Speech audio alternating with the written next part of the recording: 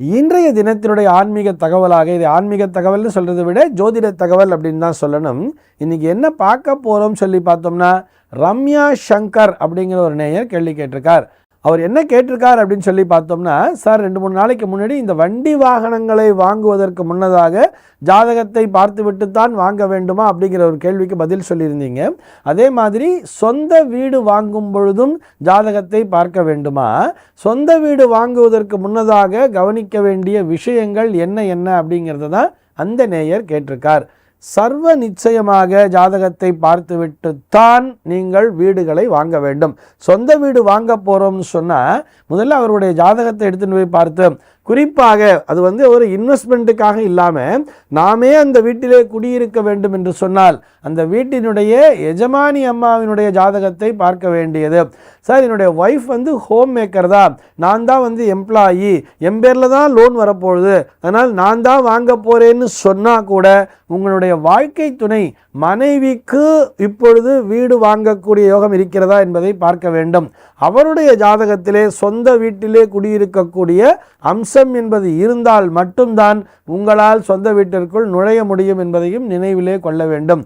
அவருடைய ஜாதகத்திற்கு ஏற்றாற்போல் அவங்க ஜாதகம், அதாவது நம்ம போய் குடியிருக்கிறோம்னு சொன்னால், ஆனால் நான் குடியிருக்க போகிறதில்ல, அது ஒரு இன்வெஸ்ட்மெண்ட் மட்டும்தான், எந்த நாள்லையுமே நான் அங்கே போய் குடியிருக்க மாட்டேன், அதுலேருந்து எனக்கு வாடகை இன்கம் மட்டும்தான் வரப்போகிறதுன்னு சொன்னால் அது யார் பேரில் வேணாலும் வாங்கிக்கலாம். அதிலே பேதம் பார்க்க வேண்டிய அவசியமே இல்லை. நாமே சென்று அந்த வீட்டிலே குடியிருக்க வேண்டும் என்று சொன்னால் அந்த வீட்டினுடைய எஜமானி அம்மாவினுடைய ஜாதகத்தை எடுத்து பார்க்க வேண்டும். இந்த நேரத்திலே வீடு வாங்க முடியுமா அப்படிங்கிறத பார்க்கணும். முதல்ல சொந்த வீட்டிலே குடியிருக்கக்கூடிய அம்சம் இருக்கிறதா என்பதை பார்க்க வேண்டும். அதுபோக இந்த நேரம் அதற்கு உகந்திருக்கிறதா, தசாபுக்தி என்பது சரியாக இருக்கிறதா என்பதையும் பார்த்து கொள்ள வேண்டும்.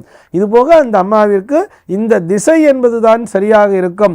அந்த வீடானது இந்த திசையை நோக்கிய, உதாரணத்திற்கு ஒரு சில பேர் ஜாதகத்தில் பார்த்தோம்னா 4லே சுக்கிரன் என்பவர் இருப்பார், 4ஆம் பாவத்தில் சுக்கிரன் இருக்கார் அப்படின்னு சொன்னால் அந்த இடத்திலே சுக்கிரன் வலுப்பெற்றிருக்கிறார், ஒரு ஆட்சி பலத்தோடு இருக்கிறார்னு சொன்னால் கிழக்கு பார்த்த வாசல் என்பதை வாங்க வேண்டும்ங்கிறத புரிஞ்சுக்கணும். ஏன்னா சுக்கிரனுடைய திக்கு அப்படிங்கிறது கிழக்கு அப்படிங்கிறத கொடுத்துருப்பா. ஆக கிழக்கு பார்த்த வாசல் என்பது இவர்களுக்கு நன்றாக இருக்கும் என்பதை புரிந்து கொள்ள வேண்டும். அதே மாதிரி ஒரு சில பேர் என்ன பண்ணுறான்னா, தெற்க பார்த்த வாசல்னாலே கூடாது, மேற்க பார்த்த வாசல் ஆகவே ஆகாதுங்கிற மாதிரி பிளைண்டாக புரிஞ்சுக்கிறார். அதுபோல் அல்ல என்பதையும் தெரிந்து கொள்ள வேண்டும். அந்த நாளில் பார்த்தோம்னா கிழக்கு மேற்காகத்தான் தெருக்கள் என்பது அமைந்திருக்கும். அந்த தெருக்களினுடைய இருபுறமுமே வீடுகள் என்பது இருக்கும் தெரியுமா.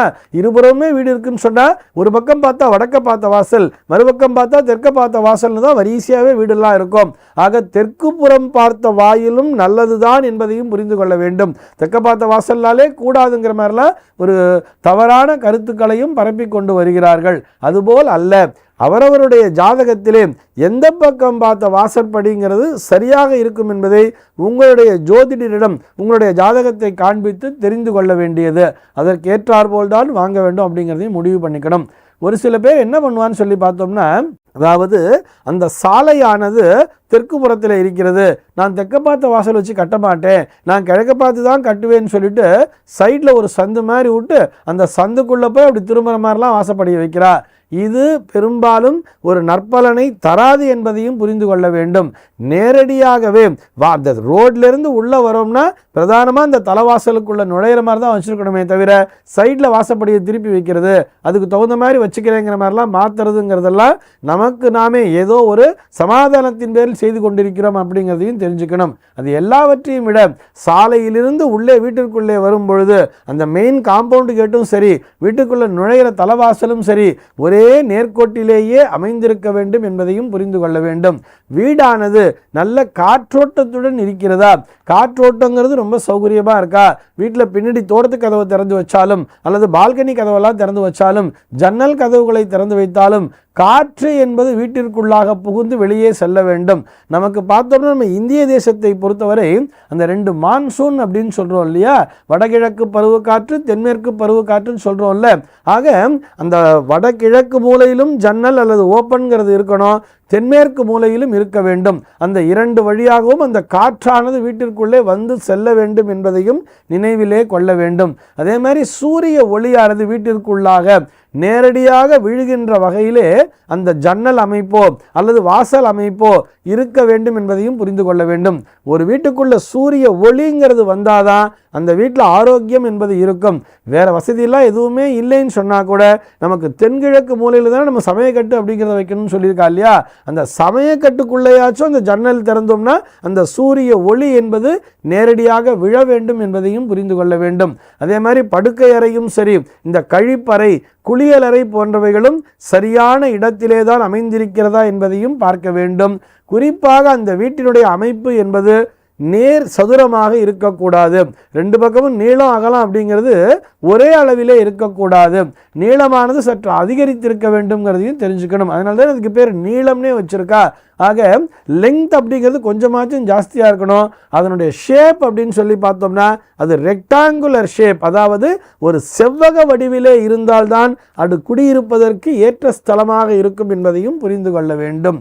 ஆக இந்த நேயருக்கு நாம் விடையளிக்க வேண்டும் என்று சொன்னால் சர்வ நிச்சயமாக உங்களுடைய ஜாதகத்தை பார்த்துவிட்டு இது வீடு வாங்குவதற்கு உகந்த நேரம்தானா மற்றும் எந்த திசையை நோக்கி நமக்கு வாசல் இருந்தால் சரியாக இருக்கும் என்பதை ஜாதகத்தின் மூலமாக அறிந்து கொண்டு வீடு வாங்குவதே நல்லது. இந்த தகவலோடு இன்றைய தினம் நான் உங்களிடமிருந்து விடைபெற்றுக் கொள்கிறேன். மீண்டும் உங்கள் அனைவரையும் நாளைய தினம் ஒரு சுவாரஸ்யமான தகவலோடு சந்திக்கிறேன். எம்பெருமானினுடைய திருவருளினாலே இந்த நாள் உங்கள் அனைவருக்கும் சுப தினமாக அமைவதற்கு வாழ்த்துக்கள்.